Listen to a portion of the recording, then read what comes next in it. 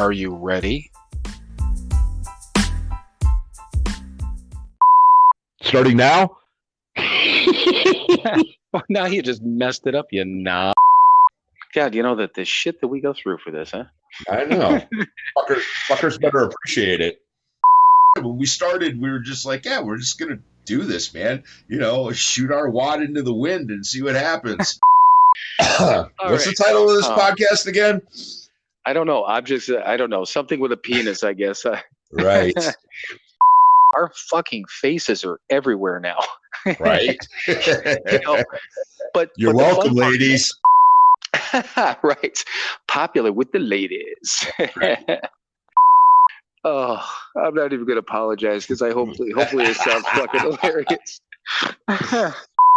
Yeah, totally. This is fucking explicit now. The explicit button. Let me use my finger. La, la, la, la, la, la.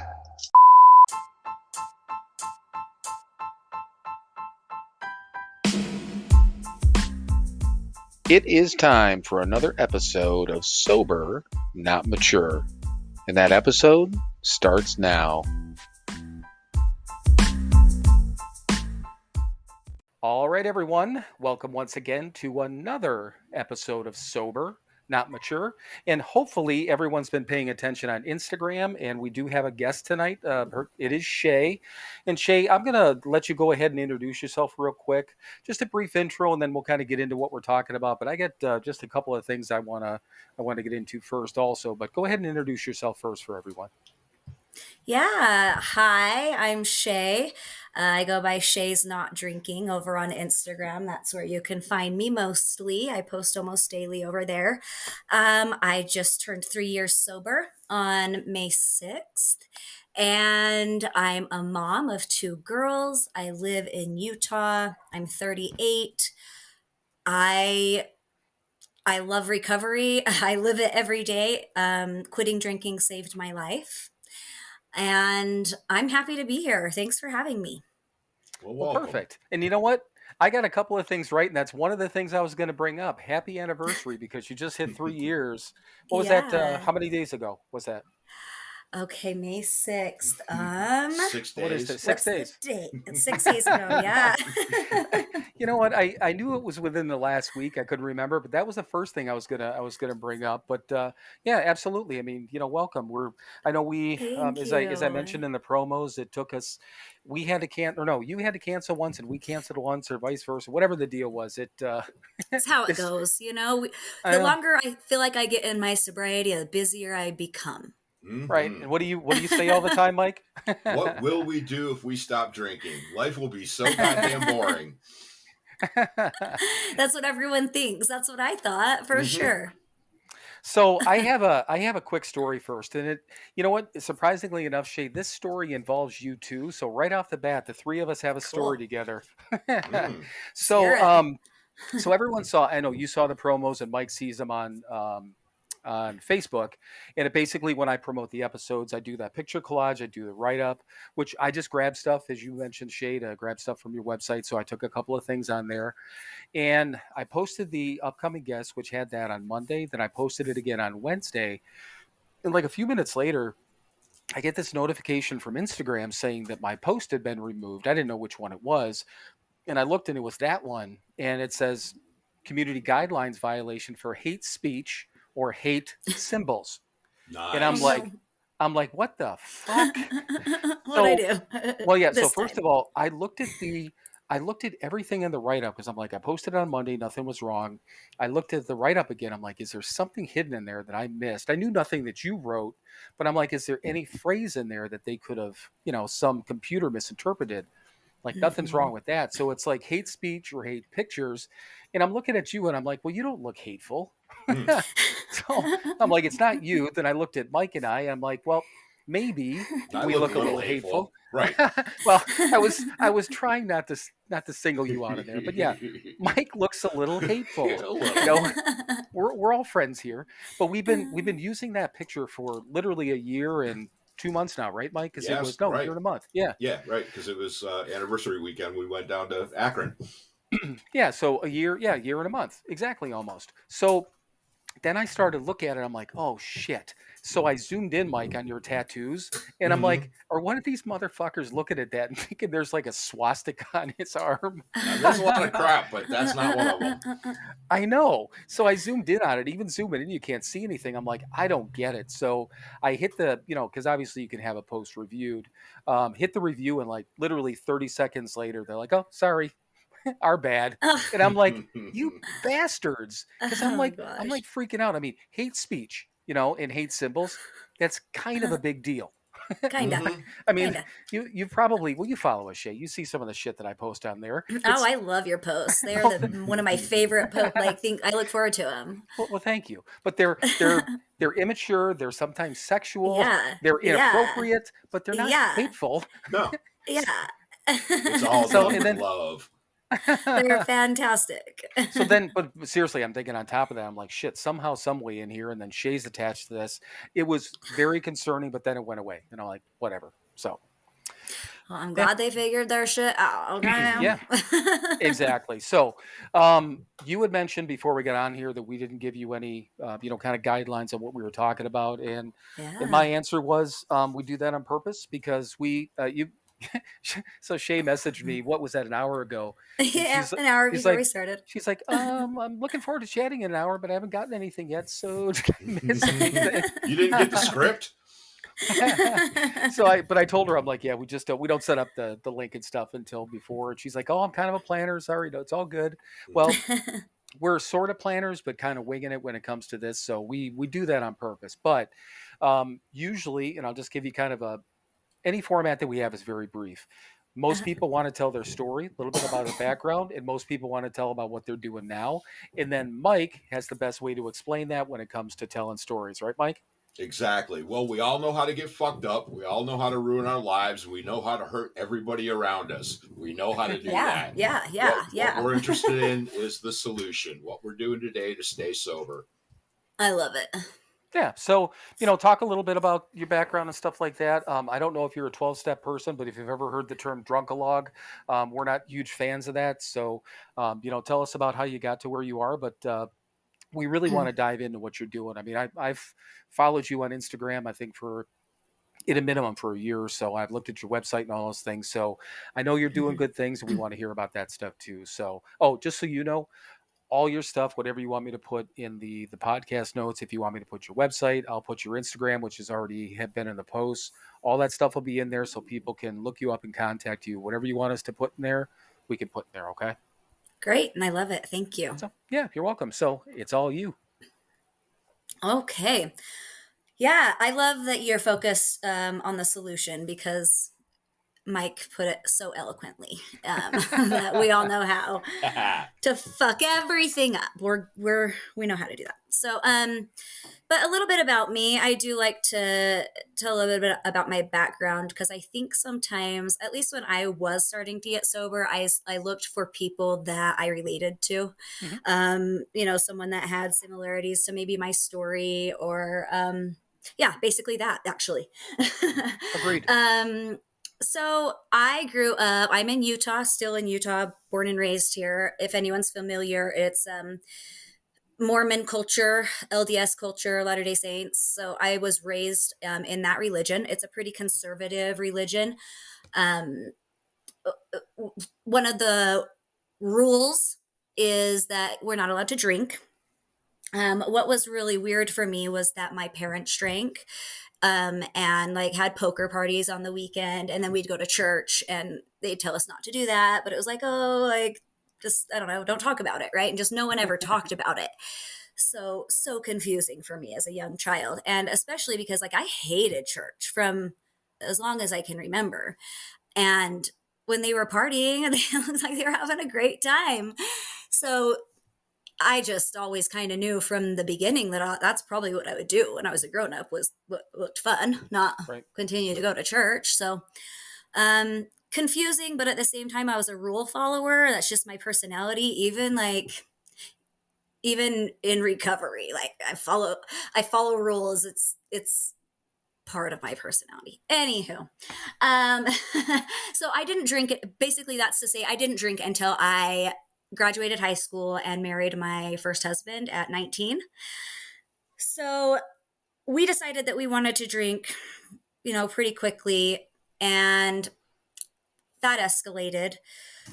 I had a lot of trauma in my childhood. I think you had in your promo, you talked about I was sexually assaulted when I was a kid. I had my dad was addicted to drugs. That was also confusing because same with like the church. It was this whole do as I say, not as I do mantra in my house. So yeah, so that made it so I didn't drink until I was an adult. But then when I did start drinking, a lot of that past trauma that was never addressed kind of came to the surface. And so it made me crazy. It made me a crazy person. And my young husband was just really confused. Like, had no idea. I didn't even know where it was coming from, and he didn't either. So it fell apart pretty quickly. I didn't really understand probably until this recovery and this 3 years, how much alcohol played a part in the destruction of that. Doesn't matter because I ended up meeting my soulmate, thank God, actually really quickly. My husband, who I'm married to now, 16 years. Nice. We've been together 16 years, married 13. But yeah, he's great. He's seen me through and stayed by my side, and I'm really lucky. But yeah, I met him in 2007. We got married in 2009, and then I went to my first rehab. I was in rehab on our first anniversary in 2010. Mm-hmm. So what kind of happened with that was we had been living together for a long time, and I had been hiding alcohol since the very beginning. So for about 4 years now, 3 years now, I had been hiding my alcohol use. And so he never really knew my baseline from the very, very beginning, because I was taking shots before I would drive to his house, like at the very beginning of our dating. Mm-hmm. And so that was a huge fear of mine every single time, because I was like, he's going to know the real me and he's going to not like me, just so many fears about not being fun or not being like, I don't even know. I think we all have alcohol or what is that? Uninhibits us. Is that the right term? Yep. And so at least for me, I always feared I would never be uninhibited again. And I loved that feeling of not caring what anyone thought, like not a flying fuck. Yeah. And so, and thankfully we can feel that way sober. Yeah. Thank God. Right. Mm-hmm. I'm crazier and wilder now, and it's the best because it's authentic. Right. And no one can accuse me of like, you're drunk. I'm like, no, I'm not. No, I'm not. It's great. I'm just crazy. So yeah, I mean, we've been together for 3 years, and then my sister, she was a teen, I want to say 13, and she wrote me a letter saying she was concerned about me, and it really kind of pulled a lot of the wool that I thought I was pulling over everyone's eyes, and I probably really wasn't down, but people started talking about it. And basically I said, okay, I'll go to rehab. Like I'll go get fixed, guys, mm-hmm. Go let me get fixed. So I went to 90 days. Yeah. Or let me go learn how to be a better drinker, or at least, right. Right. Yeah. I knew that's what you meant. That's what was making me laugh. Not because I'm going to quit. No. Forever. Learn how to control it. Yeah. Moderate like a normal person. Mm-hmm.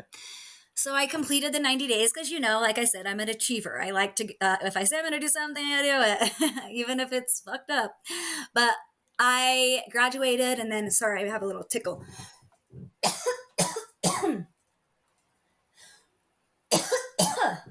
Here, you need that's some a big tickle. You need some.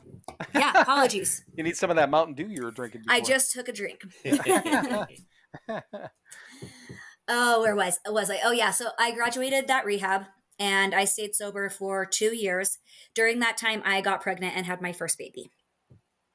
So that was actually just all really great and a really good time in my life, and things were going well.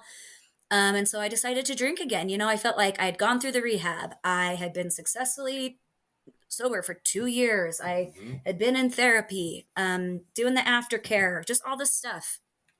And so in July 2012, me and my husband went to Vegas, and I told him I was going to drink again. And he was actually really excited because he really missed the drinking. Me, because I also, at that time, it was different. I was putting my recovery on him. I was asking him not to drink, like way different than I am now. Like Right. he lives his life. Like my shit is not his shit. Exactly. And it is just so different now, right? But back then, because I didn't really want to be sober, like everyone else was going to be miserable with me too, okay? That's Or like I wasn't really going to do this. You couldn't expect me to. So he was pretty miserable too. But he was going to do it for me because he saw that I was at least healthy. I was definitely more a person that he wanted to be with at that time.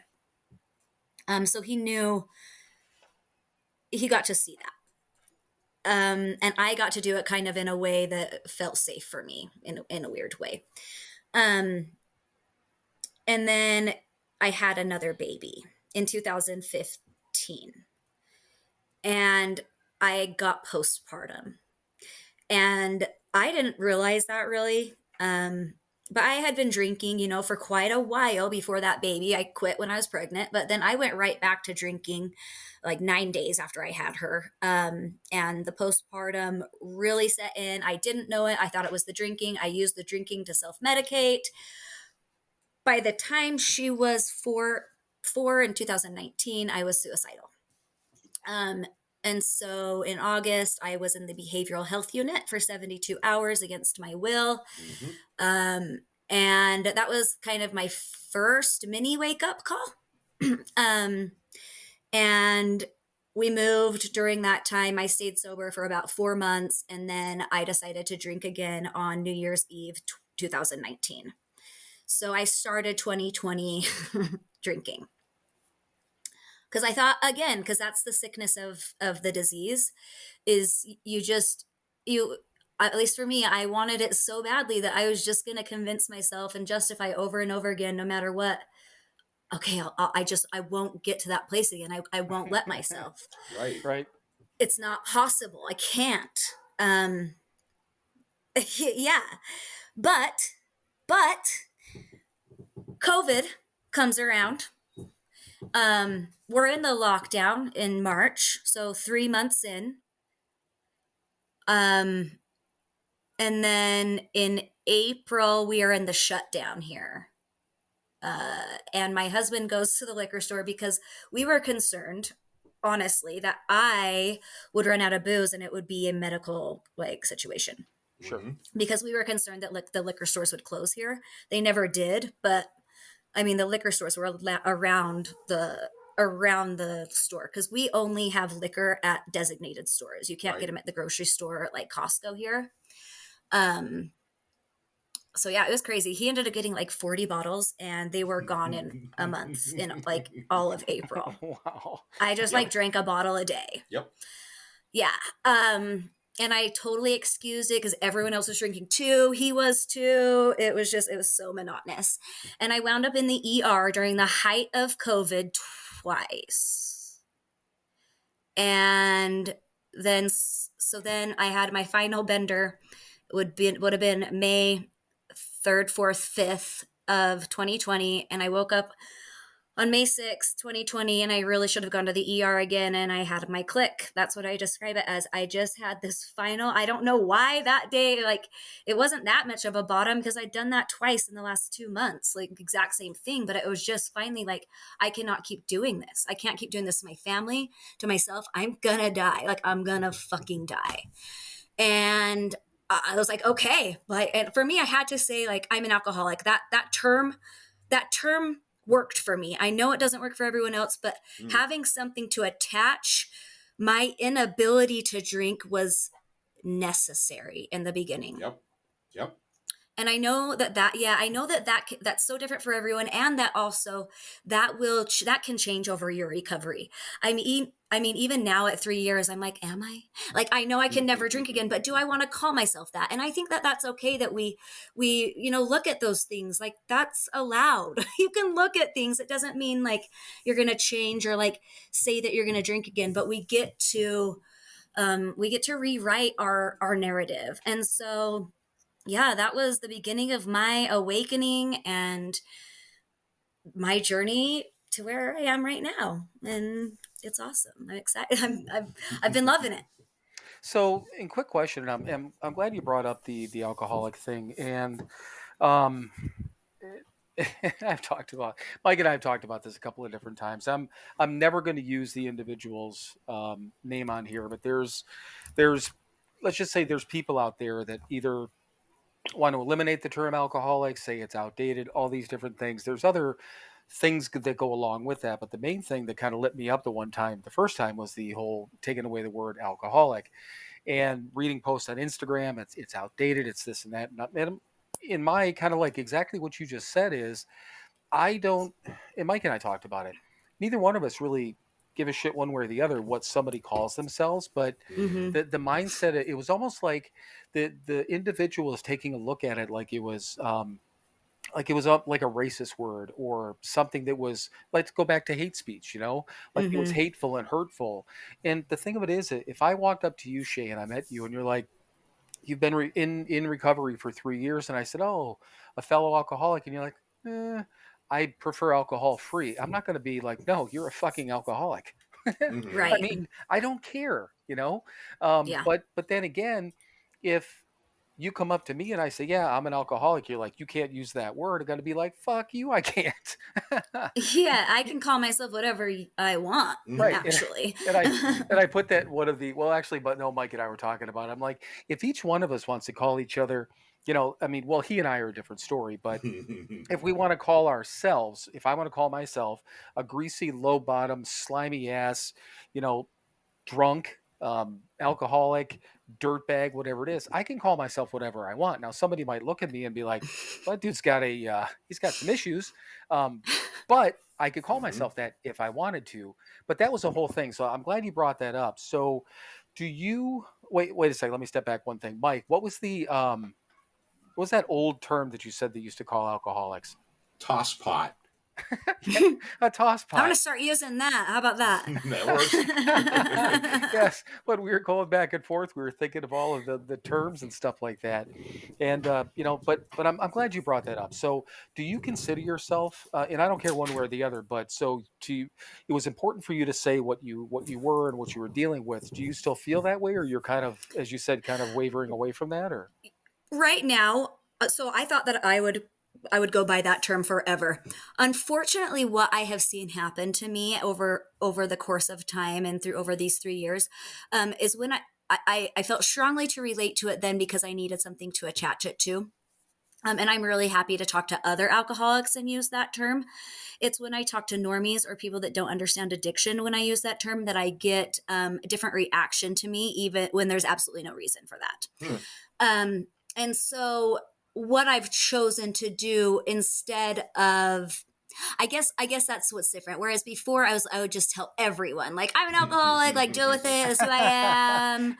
Just, if you don't like it, fucking figure out your own shit. Right. But now I'm just kind of like, okay, like, not everyone needs to know everything. And that's part of recovery. Hmm. Like, I felt like everyone needs to know everything, or I'm not, or I'm hiding, because maybe that was triggering for me because I was hiding so much with the alcohol that I felt like everything had to be in the open. Otherwise, I don't know. You're not Something working an that was, honest program. yeah, something Mhm. like that. And Right. so as I'm growing though in my recovery, I know that that's not necessary, and not Right. everyone, is going to respond in the way that is best for me and for them.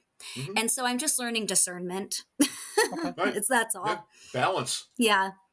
Yeah, Yeah. absolutely. Yeah. Right. Yeah. But as far as the term alcoholic, I mean, yes, I am an alcoholic. If I talk to another alcoholic, Yeah. you better believe it. Right. Yeah. Because that relates us, that Sure. connects us Well, on yeah. a visceral level. Because if you are a self-proclaimed alcoholic, you know the fucking depths of hell that we've been in. Mm-hmm. Like, because you can actually automatically relate to, Yeah. like, It's a shorthand. it's like, oh, okay, we get it. We're the Yeah. same. Right. Yep. There's this Yep. thing. We have it. And Mhm. that's fine. Yeah. That's all Yeah. it is. That's all it is. It's a label that we have this allergy, we react differently than the normies. I can never drink alcohol again. No. or I will fuck up my life really, really, really fast Right. and possibly die. So that's it. Right. And as long as I remember that every day, and more I'm good. importantly, I'm going to fuck everybody's life up around me. That's the thing. You and know, that's, I mean, it's if I not could worth just, it. if I could be in a bubble and just fuck my life up, you know, My own, my right. very own. You know, right. You know, the big lie we tell ourselves. I'm not hurting anybody but myself. Oh my gosh, because I've seen the ripple effect go the other way in the last 3 years. Yeah, exactly. Oh, the sad ripples I was putting out. I had no idea how far they were extending. It was so sad for me to see and realize because my new ripples are allowing me that. Exactly. But that was part of the healing too, like to see like what the destruction. Right. Yeah. And there's no other way. Yeah. The positive ripples, there's no other way to explain it. We have to experience it. We have to. You know, it's the same as touching that hot stove. I can touch that hot stove. I can do that. Wait, maybe I'll do it over here. No. Yeah. We're going to burn ourselves. Yeah. Right. Yeah. And but yes, but the positive, but we need to experience it both ways because that's just, again, that alcoholic shorthand.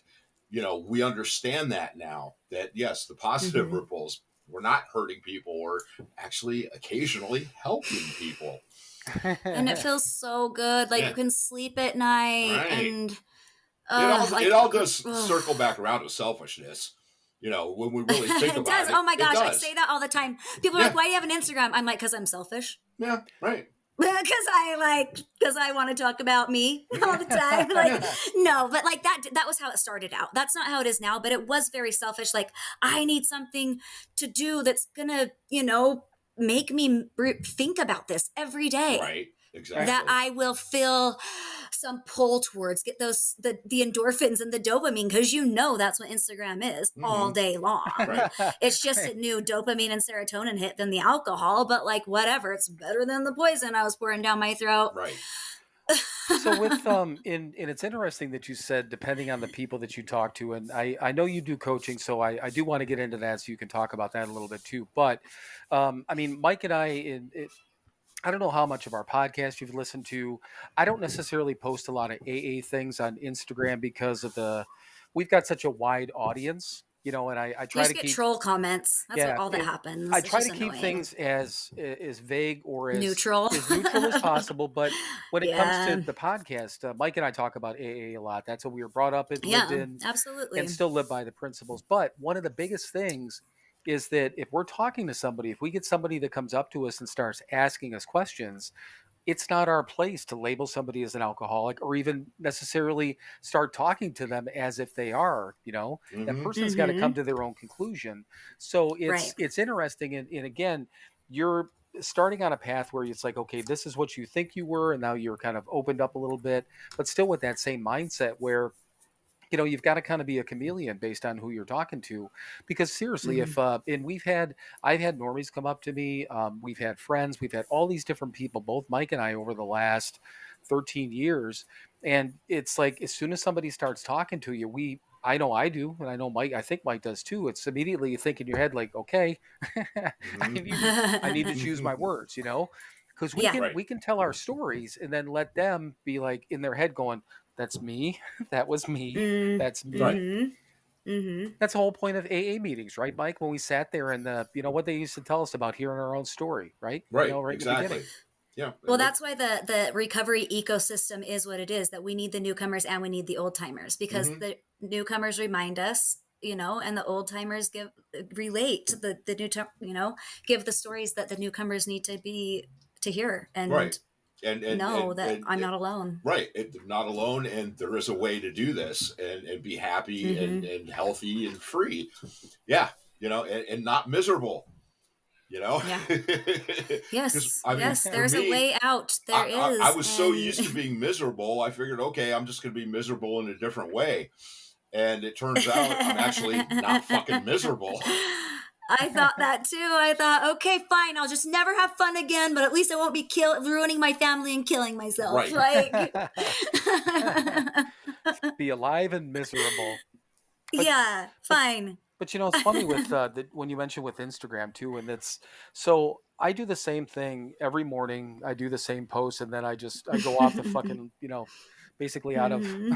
out of my mind throughout the afternoon, depending on how I feel. But I always do. I post one of our readings, and I say our because Mike and I basically read the same books every morning. Right. Uh-huh. We don't sit down together because he's in Cleveland, I'm in Indiana at the moment. But so Okay. I try to pick one of those. So I post that first, but I do that. I do it for other people, but I also do it for myself because it. Yeah. I pay attention more to the readings when I know I'm going to post something, and then Mm-hmm. I post a podcast clip because we do the podcast every week, and every morning I post a clip. So I'm Mm-hmm. doing that for ourselves, but I'm also doing it for the person like you, our guest. Yeah. So, and Yes. then I usually post some piece of merchandise now that we have the store. Usually it's a coffee post, something like that. That's for us. So it's Yeah. for, Yes. the first one's selfish in a way, but I mean, those three happen every morning. And then, like I said, then I Yeah. just, the memes that I post, I do that because first of all, they're funny as fuck. And, Yeah. and I try to see how far I can go with, How many unfollows can I get with this one? well, and to begin with, and you've got a hell of a lot more followers than we do, but to begin with, when I was watching, we'd have like 5 or 6, maybe 1,000 followers, 500 or 600 or 1,000. Then I'd Mm-hmm. see it actually drop. It hasn't dropped in months, at least not visually, because we'll Uh-huh. get, if you look at it over a 30-day period, we'll get like 300 followers, or we'll net out 100. So Yes. there's scammers, there's OnlyFans chicks trying to get money from us. There's all these different things that I get a ton of those all the time. Yeah. But I'm sure there's people that look at it, they're like, who the fuck are these people? And they don't, and I'm fine with that. I don't care. But it's a lot of fun. So the other thing that I wanted to bring up, and you know what, Mike, do you want, looking at 30 minutes before we so Yeah. Shay, I mean, you've got your basic story down up to the point Mm-hmm. of basically getting into sobriety, right? So we can get Yep. into the next part. And I've got one more question, and it has to do with you anyhow with Instagram. So what do you think, Mike? A good time to Okay. take a break? Let's do it. All right, everybody. Stay tuned for a message from our sponsor, and we'll be right back. Hey everyone, it's your friends at Sober Not Mature. Hi And there. yes, it's both of your friends this time. Hi Mike, how are you? I'm well. How are you, Bill? I am doing well, but we do have a purpose. We actually usually talk about our one website, but we actually have two websites now. So we wanted two websites in one.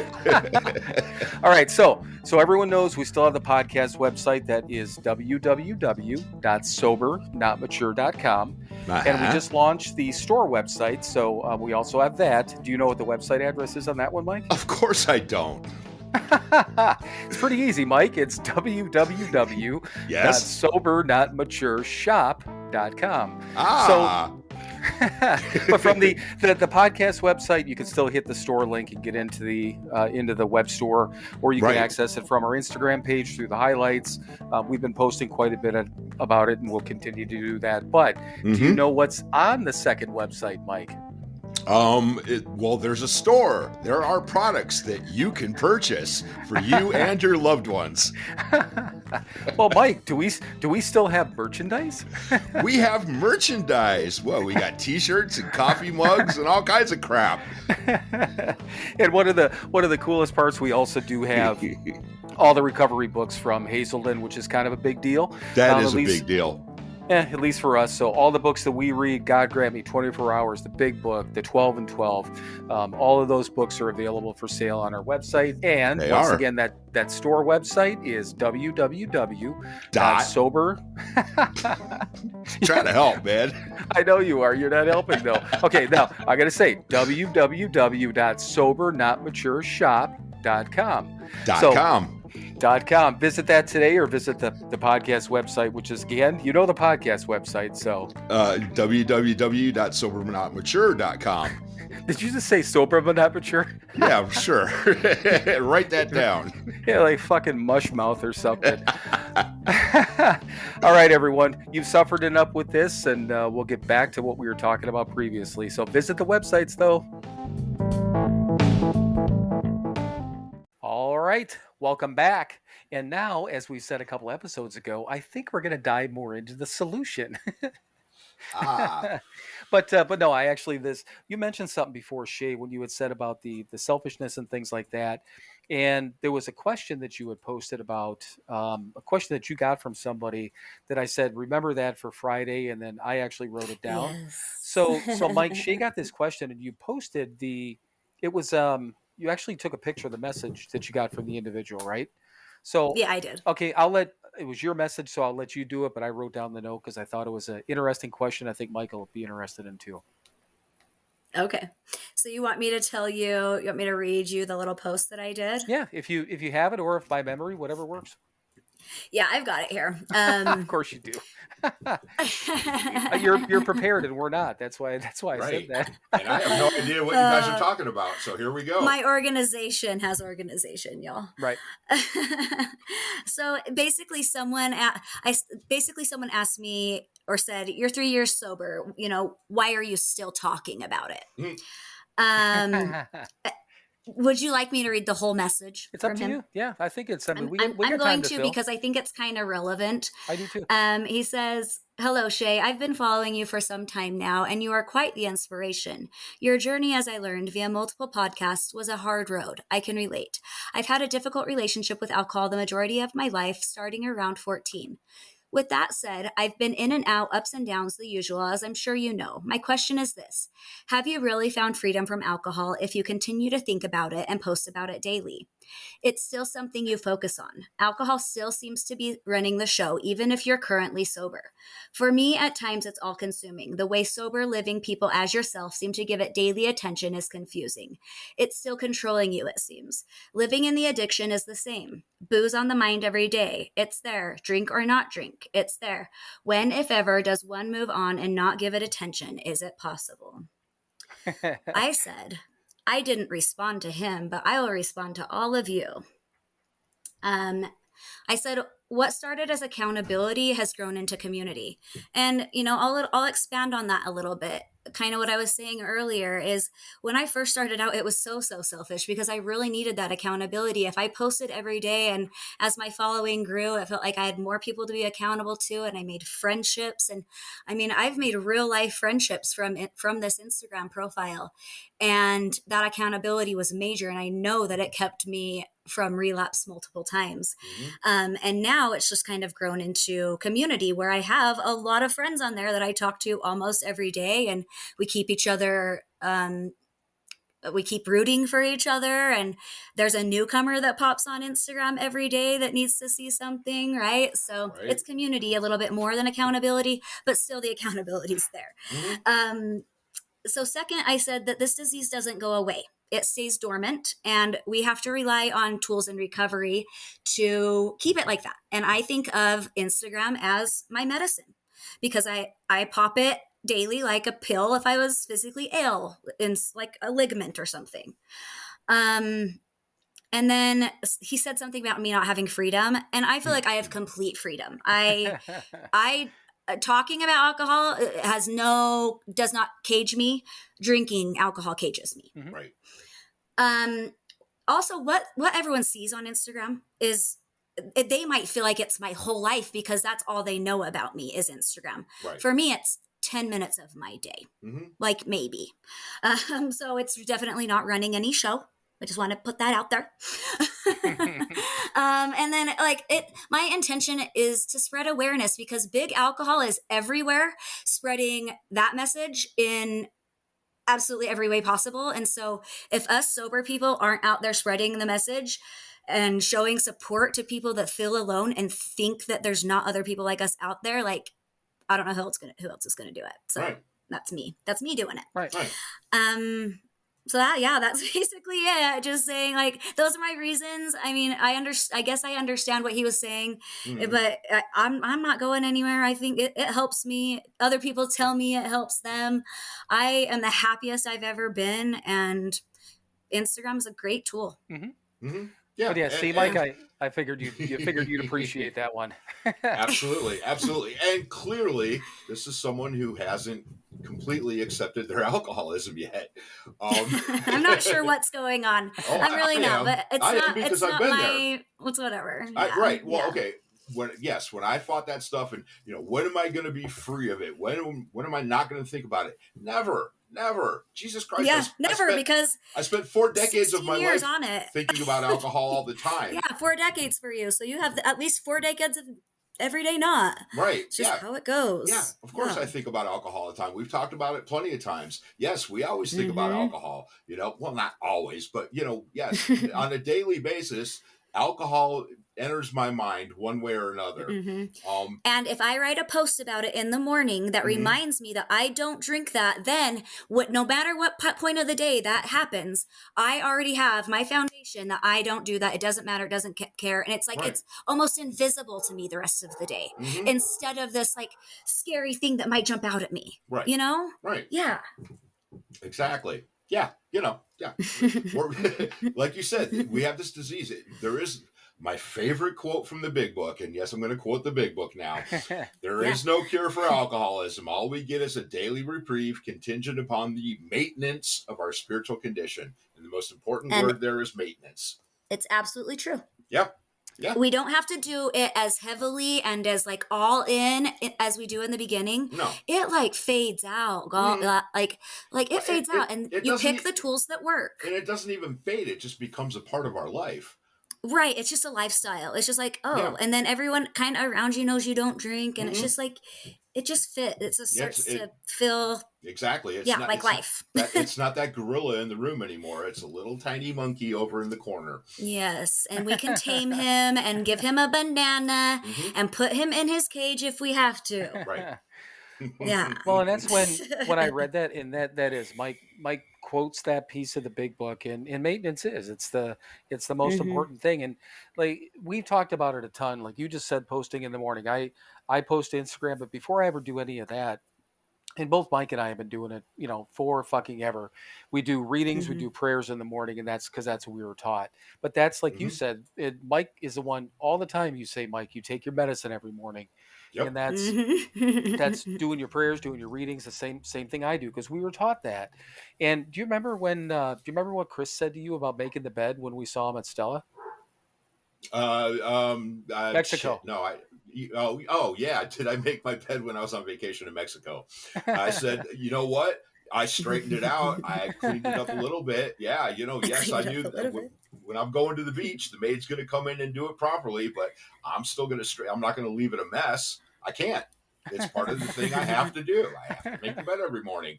I love it. Yeah, and we were taught that. We were in a sober living facility in Cleveland called the Keating Center, and that's what we did. We were taught to make our bed. Not taught, we had to. So yeah. And that's what Chris asked. He's like, when you were on vacation, did you make the bed when you're in a hotel room? Mike's like, exactly what he just said now. We did. Yeah, and then because our buddy Chris said he had been sober for a while and just relapsed, and we saw him at a meeting, but he's just like, oh man, and we just started laughing because. But the same thing when we run across people that, like the one book that we read, it's a Hazelden book. It's called 24 Hours a Day, and we just call it the 24-hour book. But we started reading that is our meditation thing as a group that we did in the Keating Center. So you figure Mike got in there. How many days sober were you when you got in there? 7, 8? Yeah, something like that. Yeah. And I was 6 or no, it would have been day 7 that I started doing that. So both of us, since day 7 of our recovery. And we've been sober for a little over 13 years. Every single day, without a miss, have read that book every single day. Nice. And it goes daily, for 12 months, and then basically do it again. We've added to it, but when we talk to people, we're like, why did you stop doing that? All you got to do is everything we were taught. We did the meditation, just read your fucking book. We used to take a walk. I used to take a walk in the morning, even when we were required to take this little walk. I kept doing that for a while until I got fucking lazy. but these certain things that we do every day, making the bed, we still do it because it's I'm not superstitious except when it comes to this thing. The things I do, and Mike and I talk about it all the time, we'll add to stuff we do, we never take away. We're never like, it's like Jenga, is it that one piece that's going to, make the tower fall down, So, I mean, I don't know. How many people, Mike, I've lost count. How many people have you're the one that says it best about stopping all the time. Yeah, right, about that. Right. Yeah, that's just it. Yeah, what happened? I stopped. Stop going to meetings. Stop praying. Stop doing stopped working the program. Yeah. And if you stop, then you don't, for me, I'm an alcoholic. If I don't do this stuff, if I don't do this maintenance every day, I'm going to pick up a drink or a drug. I'm going to. Yeah. I have no choice. I'm going to do it. The only choice I have is to choose to do these things that these good people taught me to do, to not pick up that first one. You know, if I stop doing it, I'm going to pick it up. I'm thoroughly convinced of that. I don't have a choice. I'm not in control of this. You know, the first step, again, on steps, but the first step is the only one that we're told that we have to do perfectly. And there's two parts to that first step. I'm powerless over the substance. Okay, that's pretty fucking easy when you're laying in the gutter and you feel like shit. And, And the second part is my life is unmanageable. Well, 13 years sober, my life is still unmanageable. I cannot manage my own life. I never could, and I never will. If I allow these things to manage my life, if I allow this program and these principles to manage my life, then I'm okay. If I stop doing that shit, I'm fucked. Every time. Every time. It's the tools those are the tools you have found. That's your recovery cocktail. Right. Right? Like, we have these like medicine cocktails. We had those disgusting alcohol cocktails, blah, blah, blah. But this is your recovery cocktail and it works for you. And so right. Just do it. And that's, cocaine and heroin in a syringe was a wonderful cocktail. But it didn't work for very long. Not sustainable. Right. But so it seems to be. And with that message, Shay, first of all, I give you a lot of credit for even taking the time. I would have looked at it. In my head, I would have said, "Fuck off." Now, I wouldn't have said that to him, but then I would have said, because I need to, and then I would have left it. That's all I would have said. Because I've tried. I don't justify it. But here's the cool thing is that I'm old and jaded. Mike is old and jaded. You're not. Yes, I am. Which is wonderful, because the thing of it is that and I'll give you an example. Both of us can be very soft when it comes to somebody in this program that is asking, or somebody that's sober or wants to be sober, asking us for help. We're soft as fuck, and we will do anything for anyone within our power that's not going to harm us, right?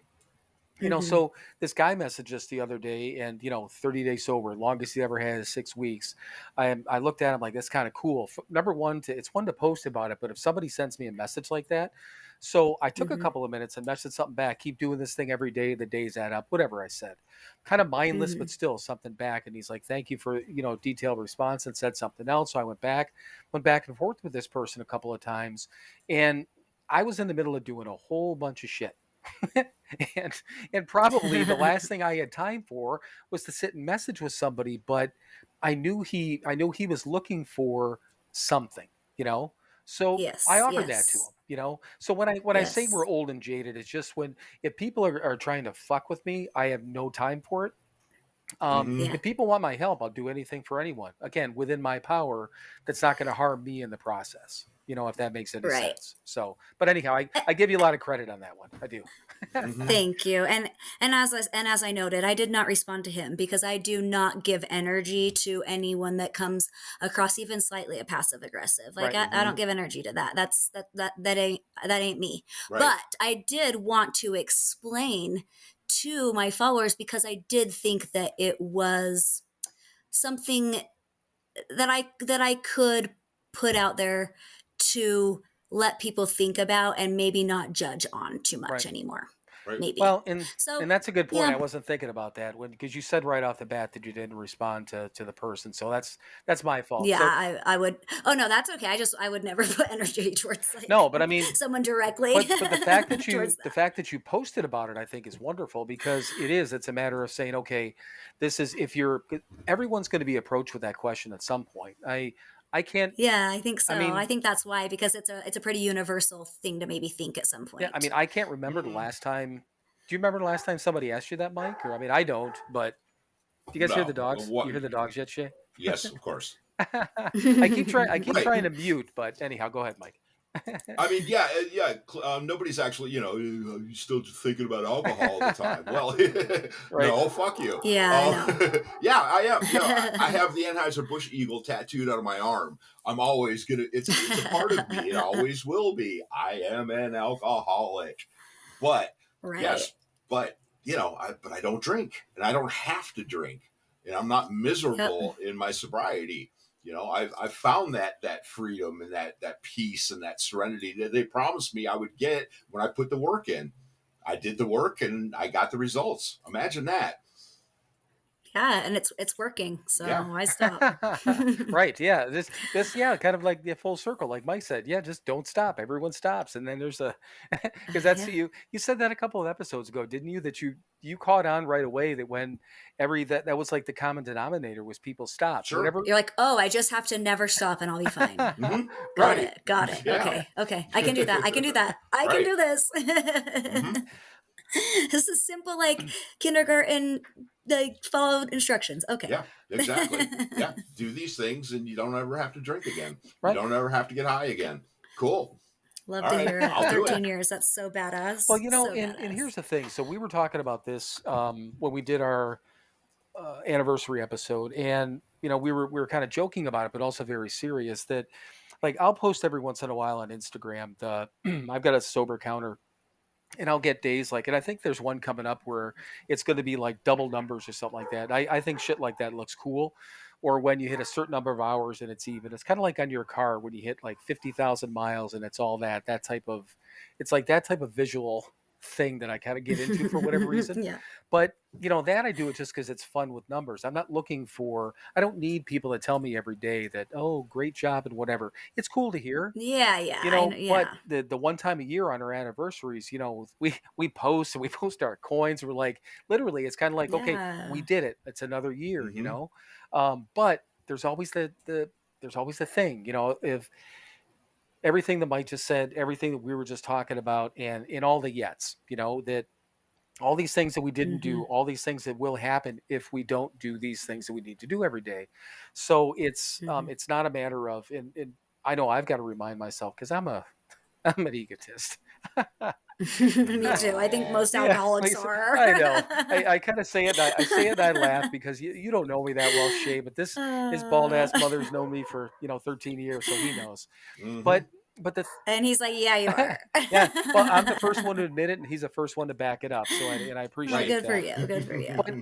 But with that, I need to stay humble about this thing because 13 years is a really long time, but it's not enough, and the number of days we have is great, but it's not enough, and we have to have and want more, just like, I guess if nothing else, kind of like when we were drinking.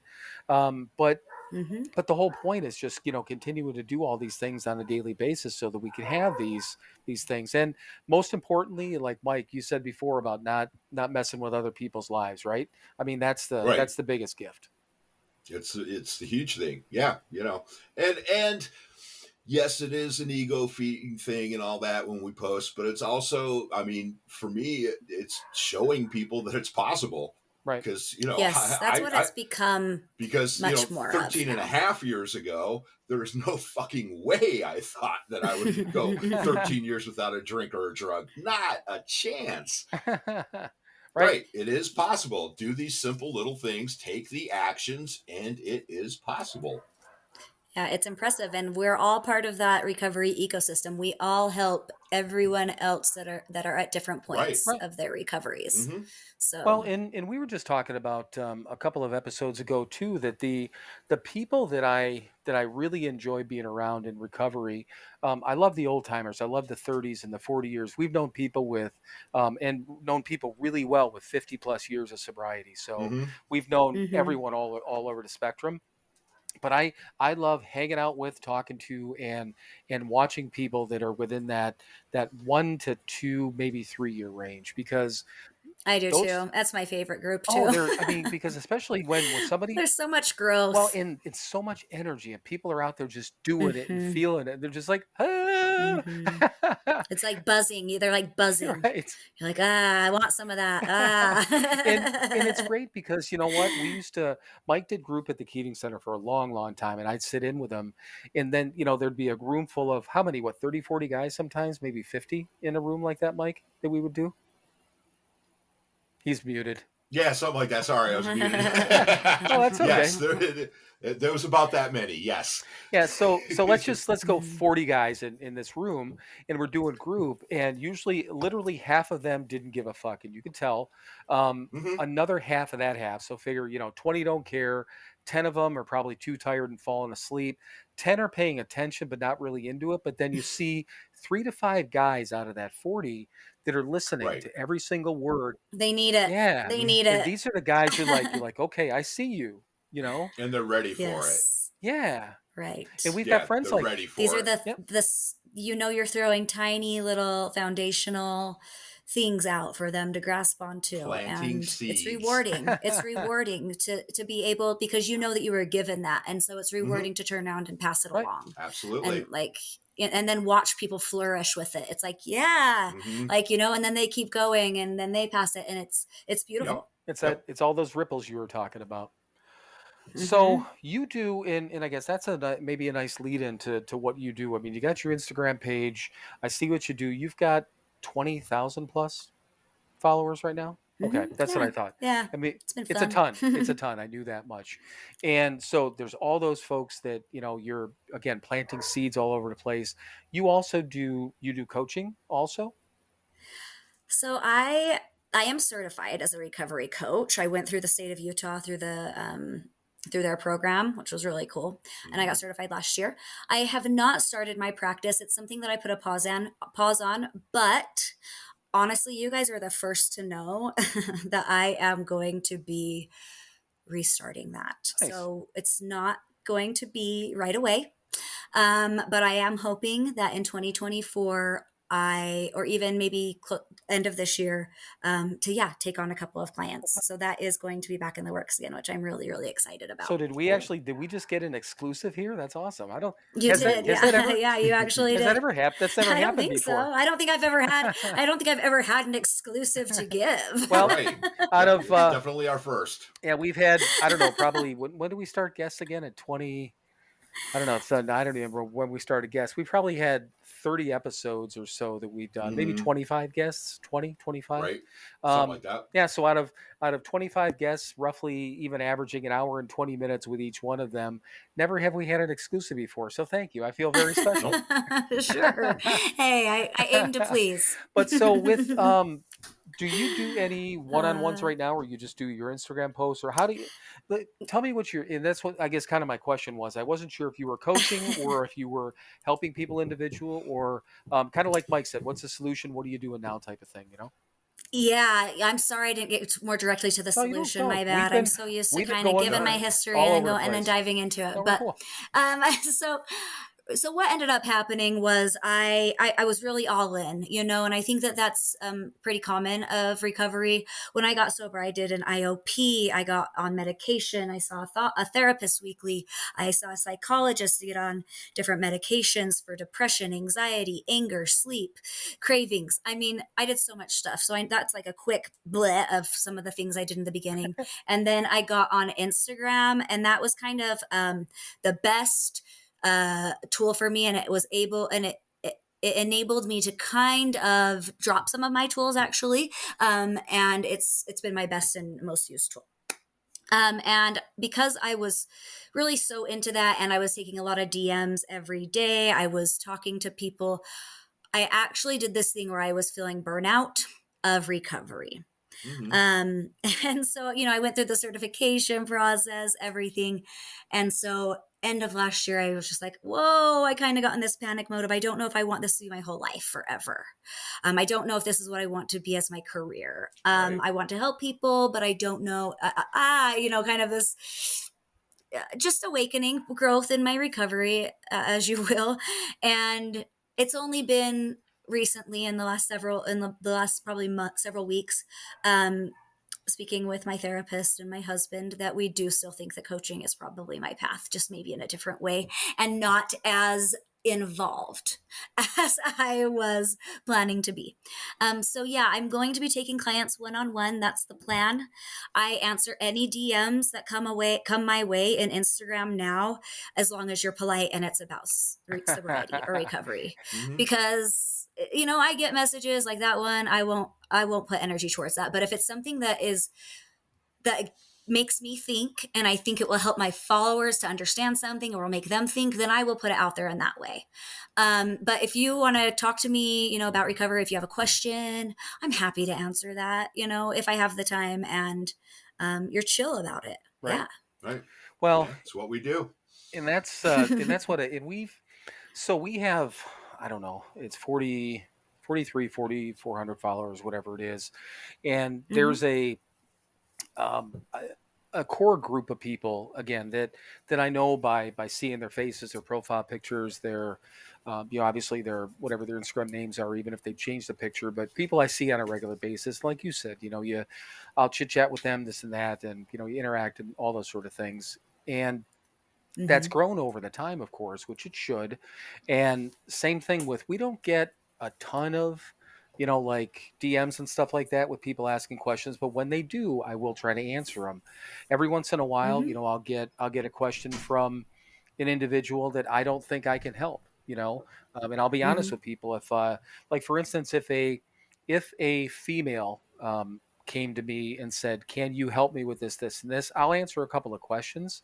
Then I'll say what you need to do, because this is what we were taught. Reach out to this person. You need to go talk to another female, because it is.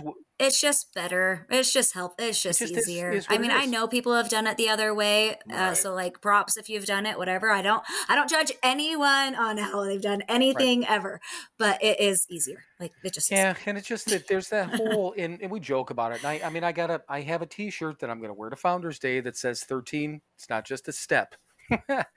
So because now I have 13 years sober, and a 13 step, for anyone who doesn't know, it's going around and trying to bang newcoming young women is what it is.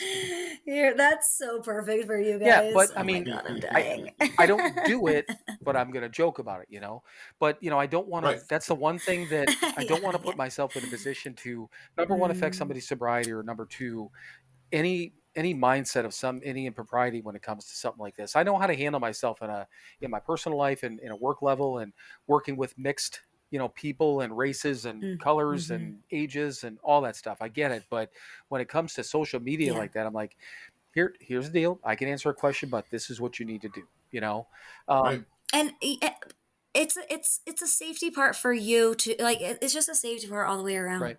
Like, yeah. Yeah, like you were saying.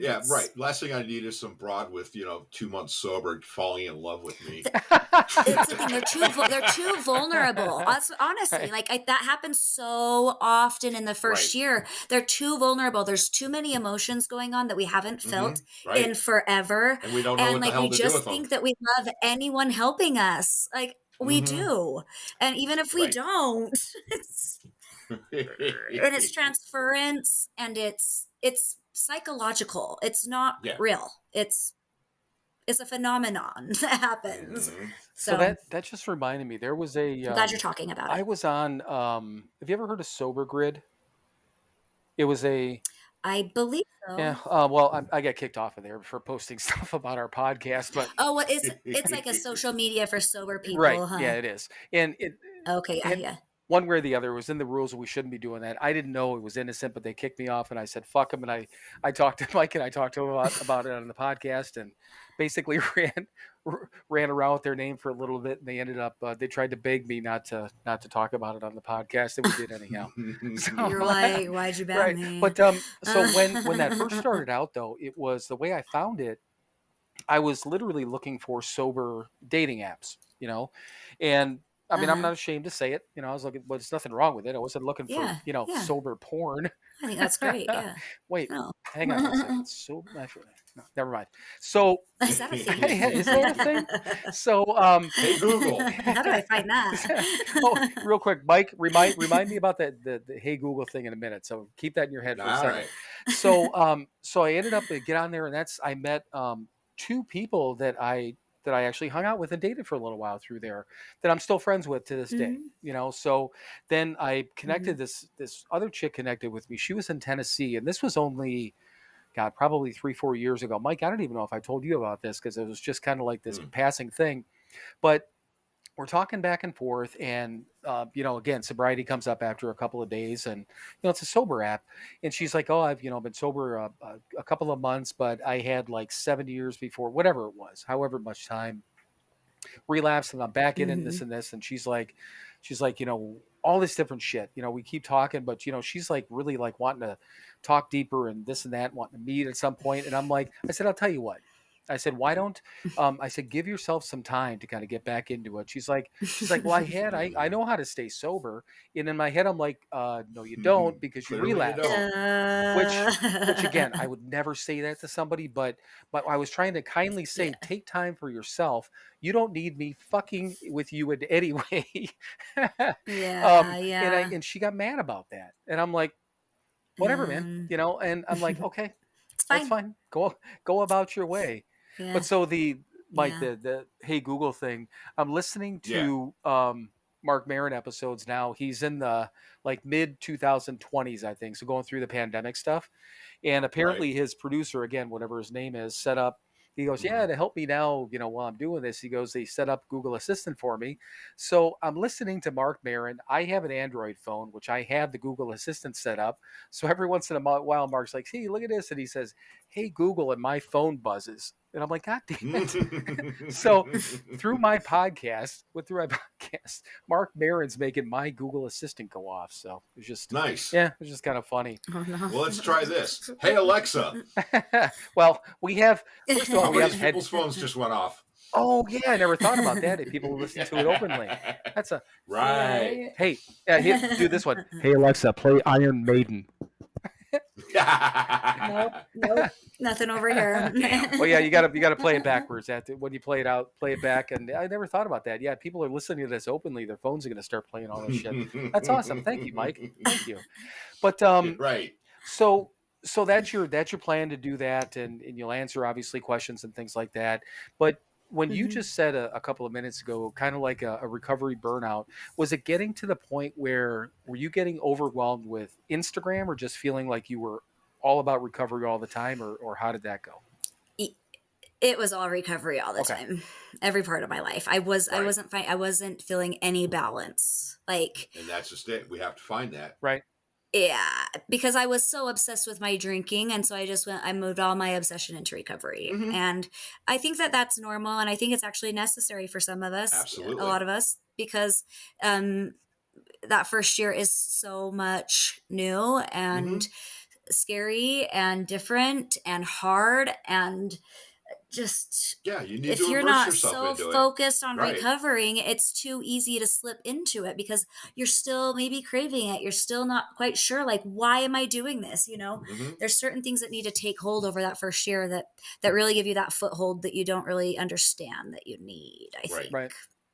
Well, and when I originally got on Instagram, before we started doing this, I got an Instagram like a month or so before we did the podcast, and I did it for an outlet, for another recovery outlet, because I felt like I was missing something. And then the short story is Mike and I started talking, and we started doing this. And this has been, and I mean, Mike and I we joked about it to begin with, that we just didn't care. But really, when we started it off, it was just going to be he and I getting together every Friday night and shooting the shit. And we were... Because that sounds fun, right? You want to talk to your friend. Why not just record it? Because you guys have fun conversations. Some people might want to listen, and right. Why not? But our point was, well, if people listen, fine. If not, it's not a big deal. And then we started, I started reading all these things about, in these articles just came to me basically by doing research on how to do stuff about podcast failures and all these different stuff. And then, percentages. So then he and I started talking about that. We're kind of like, well, we can't fail at this thing because we had no expectations. Right. And we have accomplished more in this last year, in couple of months, 3 months now, than we ever even imagined. And Mike, you I'm so happy for you. That's so fucking Well, and here's the awesome. thing, and Mike had brought it up when we had our 6 month anniversary of the podcast. We were talking about kind of a lead into it, what we were grateful for, and you started talking about that, Mike, and you started talking about the people that really made the difference for us, right? So I'll let you explain that part of Right. it. Oh yeah, absolutely. Well, like Bill said, yeah, we had no expectations. We were just gonna, yeah. Well, it's in our introduction. We're gonna shoot our wad into the wind and see what happens. Um, but we started getting feedback, and we started, people saying, that again, the ripples, the positive ripples out there, Yes, and it was like, well, yes. shit, maybe this is something. I still don't know Maybe we exactly. do need to help people Yeah, here. well, no, maybe we are helping people. Yes. Yes, and then it started to take on. I'm still not exactly sure what the hell all this is, and I again still don't care. Right. But Yeah. it seems to be helping some people, and that's a very cool thing, and therefore it has meaning to me now. Right.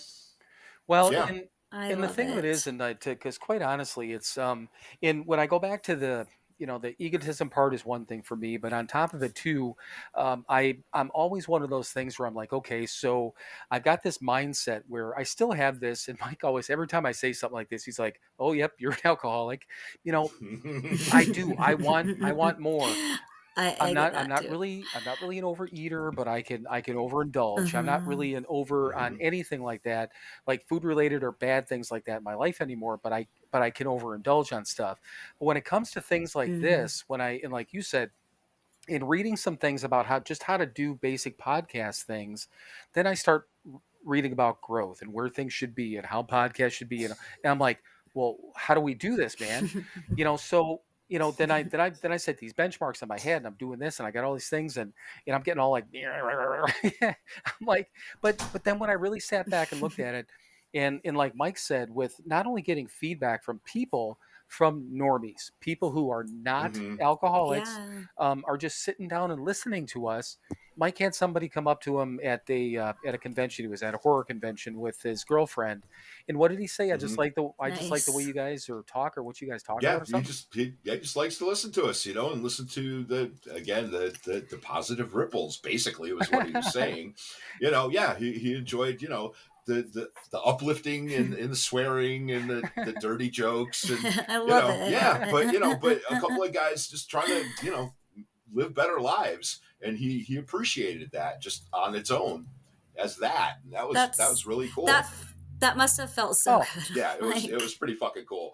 and and that's badass. we get reviews every once in a while. We just got one that we read on last week's episode that it was funny as shit, and but also very heartfelt. And that's the thing. So I stopped focusing on how many like followers we had or how many podcast plays. I know Hmm. what an episode should do in a 7-day period if it's playing well. And Hmm. but now I think to myself, Hmm. if it's playing well, that means it's hitting the right amount of people, and that means we're doing our quote Hmm. unquote job and at least getting it out there to people that it can help. That's the way I look at it now. Now, Absolutely. don't get me wrong. I mean, it'd be great if we started getting 1,000 plays a week and all these different things, because it would help more people. Um, Right. but Yeah. that's why I say sincerely, it's just when I look at this over this time frame, I look forward to this so much. And this podcast, it does occupies an hour plus of our time, just the recording part of it, and then doing all the setup Hmm. and things like that, and the clips I do and whatever. No shit, probably I don't know 7-8 hours a week. I don't even know if it's Yeah. It's a part-time right. gig And for then sure. I had Instagram, and I Yeah. had the web store that we're working on and all that. I've got 20 to 30 hours a week probably. But the thing of it is that it's not. I get overwhelmed by my day job, not by Hmm. this.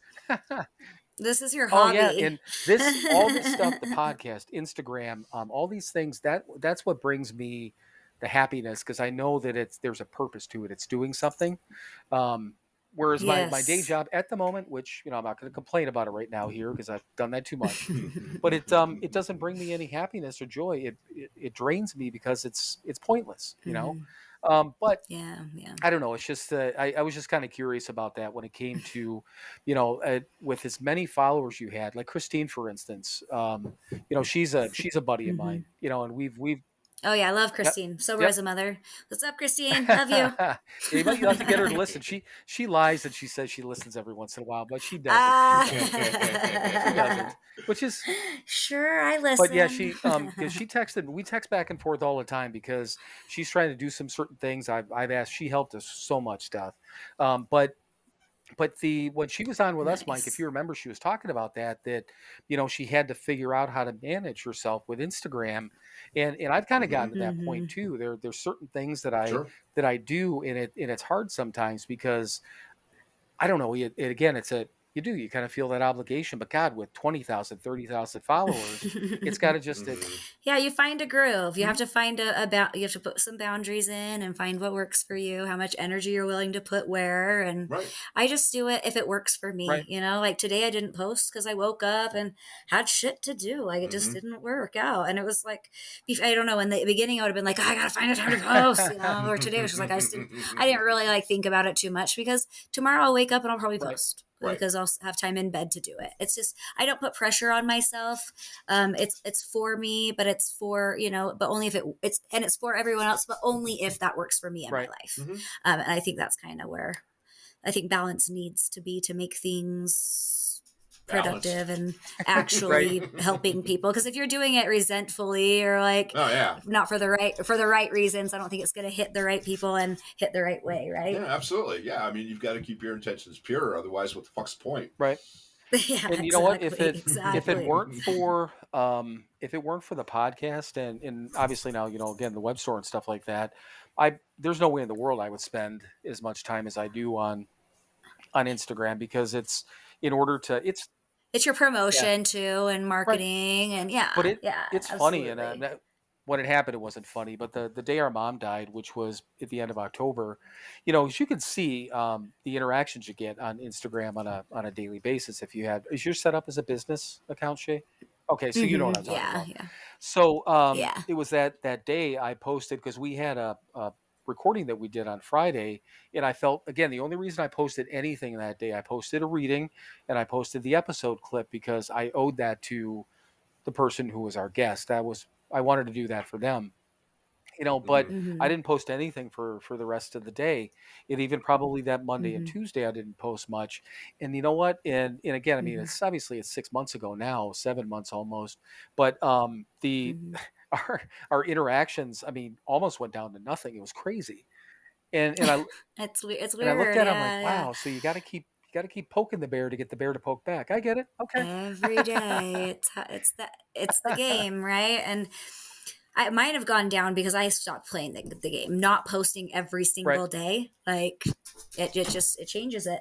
So it's okay though, because that's not what I'm there for. And the right people, I feel like, will find me. The people that need to find me will Right. find me. Mm-hmm. So Well, yeah. and let me it's kind of an oddball question, but so in the maybe it isn't an oddball question. So in the 3 years that you've been sober, has there been, and I know it's going to be hard to pick out, but has there been like even one or two things that you can look back on and saying that this happened because of recovery and this did, like things that you look back on and you're like, these are the things I'm 100% grateful for, the things where my life has changed the most. Oh I know boy. it's a tough You said question. one. I just didn't know if there might be a thing right That's off the top of okay. your head. For me, honestly, it is the 180 change in my family, my children and my husband and our relationships.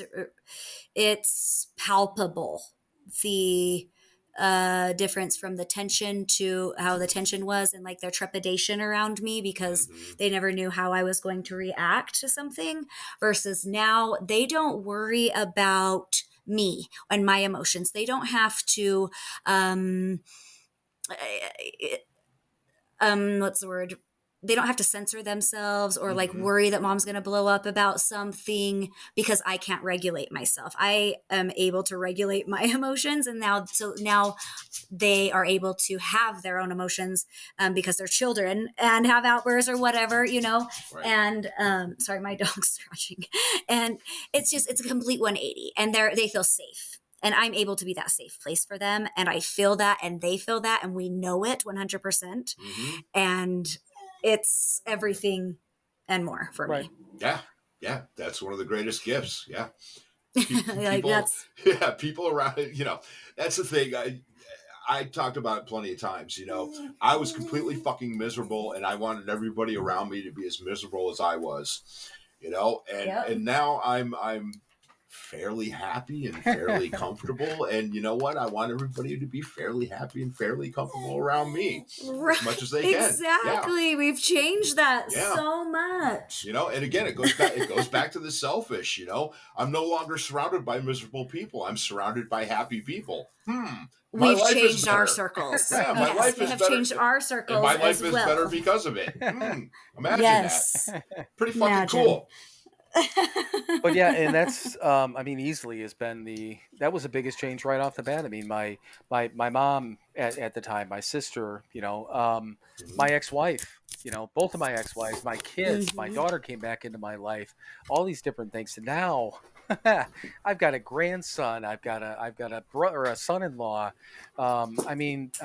It's you can't even explain it. And again, if it was just that, if somebody would have told me that, okay, your family's going to be cool with you and you're going to be cool with them, I would have been, that's it. That's enough. If that was the only thing, I know, I feel the same. I feel the exact same way. Yeah. I feel a lot smarter too, guys. Like, I think alcohol made me really, really, really fucking dumb. Yeah. The intelligence. I feel like, oh, okay, maybe Well, if you're dulling your senses every day, guess what? Your senses get dull. like that fog, that alcohol brain fog is gone, and my brain can reach farther. Right, exactly.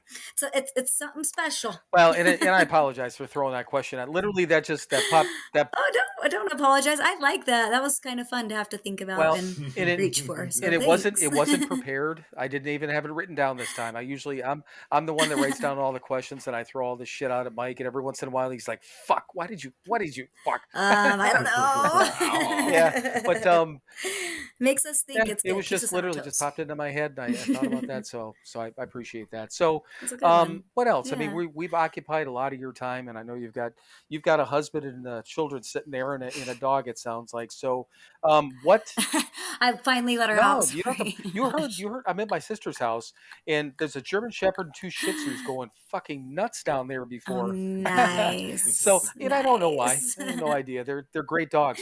Well, I know why. My 7-year-old opened the door and let her in, and then shut it and locked her in, and then she couldn't get out, so I had to run over there. No, but my sister's dogs are great. They're wonderful. I love them to death. But yeah, when they get going, they go crazy. So, what's and thankfully my python and my tarantula are very quiet. Oh, my husband would not like your house, but me and my oldest would. I like snakes. I think snakes are cool. He's got a huge snake and the tarantula story. I forget what we talked about that in one of our episodes. That was gifted to him in very early. That wasn't gifted. It was gift. Abandoned. Yeah. Did you ask for no, it? No, it was abandoned at the 3-quarter house we were living in when we were still at the Keating Center. Yeah, some guy was up in the attic and he lasted a couple of weeks or so, but he had brought a tarantula with him and he left it up there. And he didn't take it? Yep. You're like, okay, I guess I'll take it. And you still have it? 12 and a half years 13 later. years later? Yeah. Whoa. Yep. I mean, they live about 20 years, so yeah. That's crazy. Yep. She's right over across from me in my bedroom. Yep. What's her name? Dwight. Dwight. Okay, you want the story is Dwight Fry was the actor that played Renfield in the original Dracula from 1931, and he was the guy that ate the bugs, the spiders and stuff. So I have to feed her crickets every week, and she eats bugs, and so she's Dwight Fry Renfield from Dracula. Clever. Yeah. Clever. Yeah. I like it. That's before Mike realized that she didn't have balls, and then he's like, "Oh, I guess it's a male." Okay, yeah. He checked. Dwightina. But yeah, so but again, I mean, I know we've occupied a lot of your time, but I mean, this has been wonderful. But what else? Anything else? Anything else you want to wrap up with, or say to people, or tell people? I think one thing that I've really that's helped me from since day one and continues to help me to today. And I think I hope to take with me every day is gratitude. Like, it's so hard to be resentful or to like it's hard to think you have a hard life if you're grateful for just the smallest things. And it has been just a game changer for my life. And it's easier in recovery because we can start to see because everything is little and new to us again.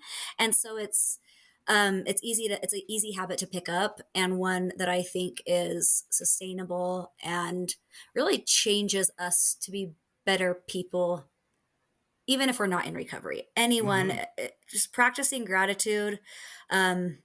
I don't know. I think it's a game changer, and I think everyone should know it. It was drilled into our heads very early on and very often. Grateful drunks don't drink.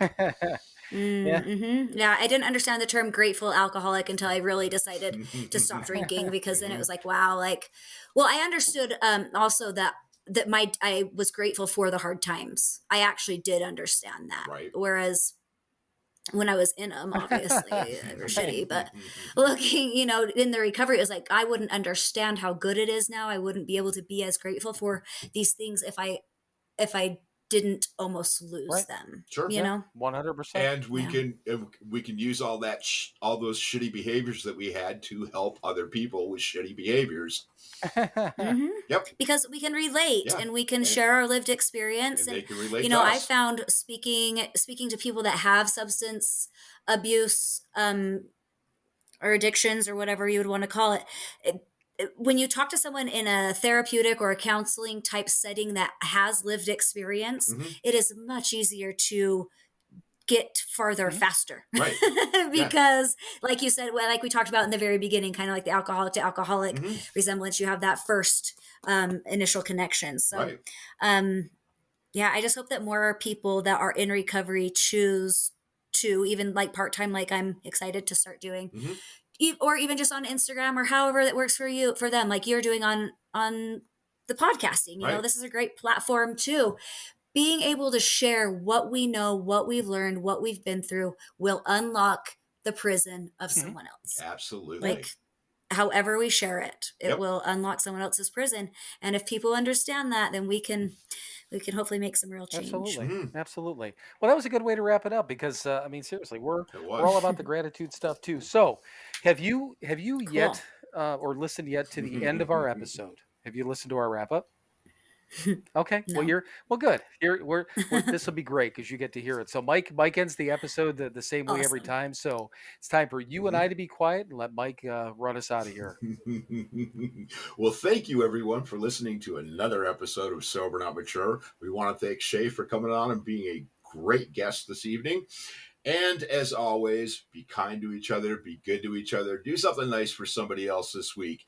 And it is that time for you to please, fuck off. Then keep fucking off. Keep fucking off until you get to a gate with a sign on it saying, you cannot fuck off past here. Climb over the gate, dream the impossible dream, and keep fucking off forever. Oh my God.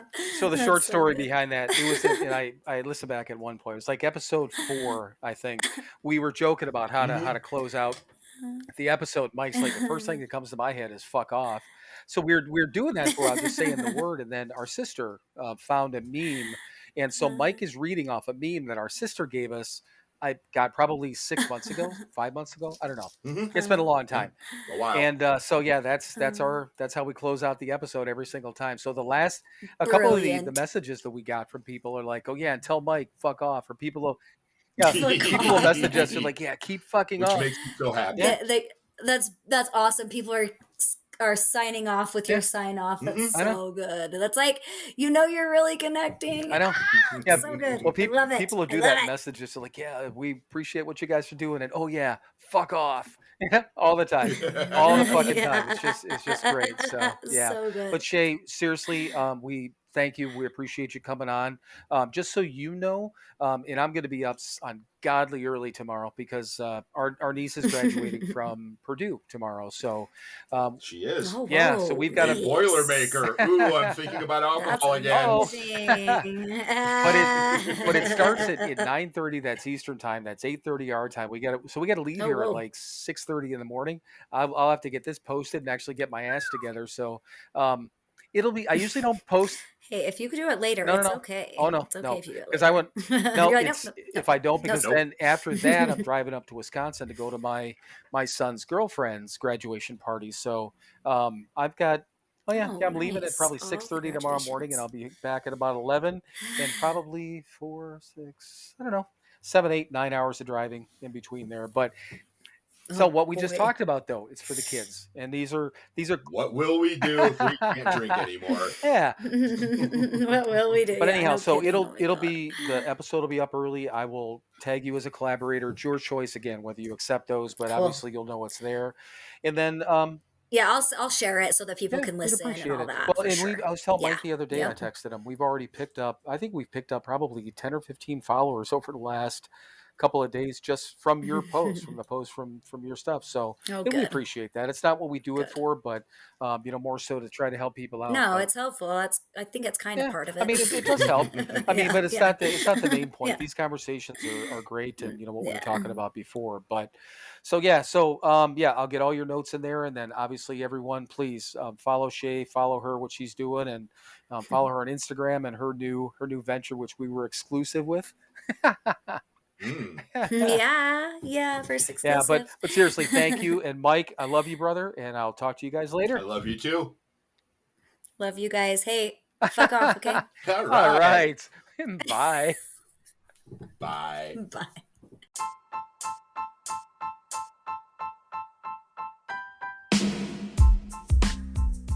As always, thank you for listening to another episode of Sober, Not Mature. To access all of our content and interact with us, please visit our website, SoberNotMature.com. Thank you again for listening, and we will talk to you soon.